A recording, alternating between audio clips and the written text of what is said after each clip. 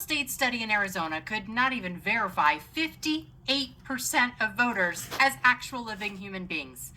On top of that, canvassers uncovered up to 173,000 missing ballots and over 96,000 ghost votes in Maricopa County alone. Let's be honest, I bet not a single one of those ghosts was voting for Donald Trump. The paperwork situation is even wilder. Arizona is missing its required chain of custody documentation. Nearly 23,000 ballots were also printed from completely unidentified sources.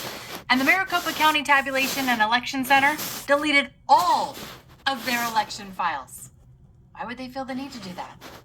And if you think that was isolated to the desert, just look at what went down over in Georgia.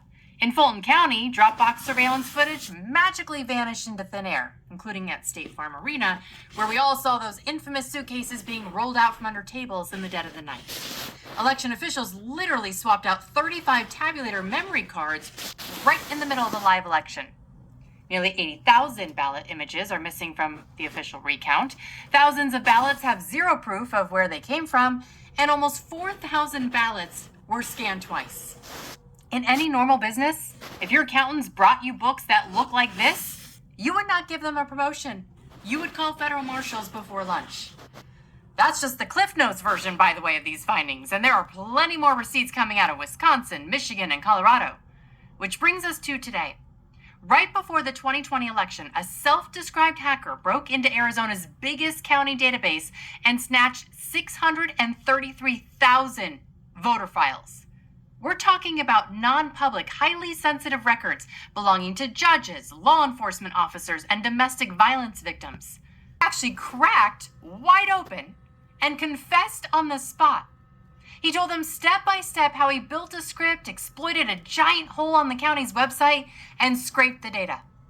Because when the FBI handed this slam dunk confession over to prosecutors, the Biden Justice Department, the local U.S. attorney, and state prosecutors, you know what they did?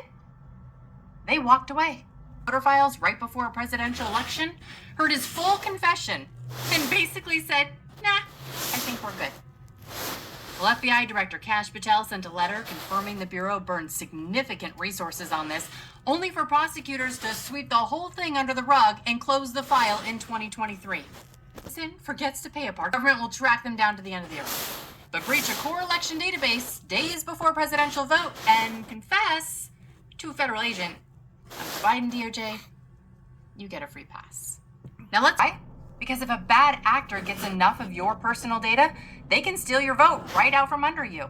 They can pretend to be you, request an absentee ballot in your name,